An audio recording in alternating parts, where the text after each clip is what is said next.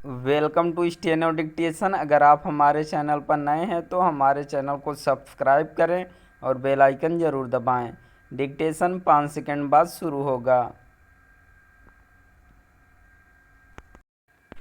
Start. विधि आयोग की ओर से समान नागरिक संहिता पर लोगों से सुझाव मांगने के बाद भोपाल की एक सभा में प्रधानमंत्री का यह कहना उल्लेखनीय है कि यह संहिता समय की मांग है। इसका अर्थ है कि उनकी सरकार समान नागरिक संहिता के निर्माण को लेकर प्रतिबद्ध है।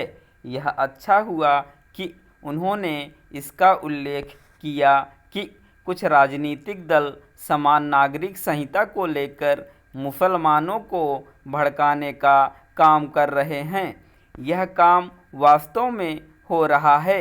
अनेक राजनीतिक दल और कुछ सामाजिक धार्मिक संगठन जिस तरह समान नागरिक संहिता के खिलाफ खड़े होते दिख रहे हैं, वह शुभ संकेत नहीं।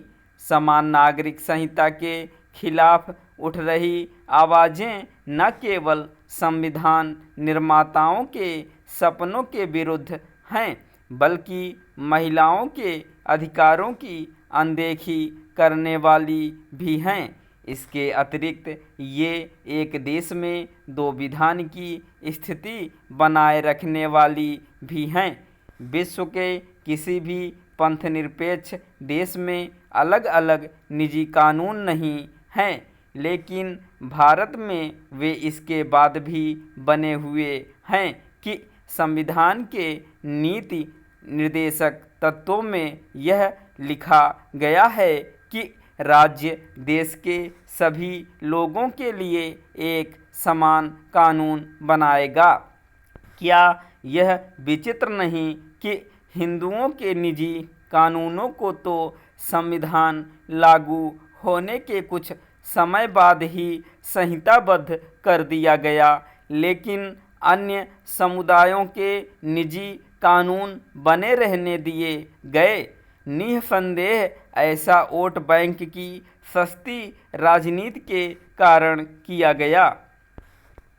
इसका कोई औचित्य नहीं कि 7 दशक बाद भी अलग अलग समुदाय भिन्न भिन्न निजी कानूनों के जरिए संचालित होते रहें, और वे भी तब जब उनके कारण महिलाओं के अधिकारों की उपेक्षा होती हो और वे अन्याय का शिकार बनती हों।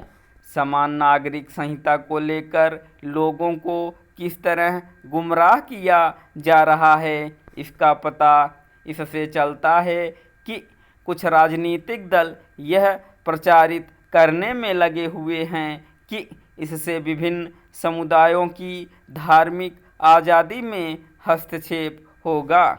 यह निरा झूठ है। समान नागरिक संहिता से किसी समुदाय की धार्मिक रीतियों में कोई हस्तक्षेप नहीं होने वाला।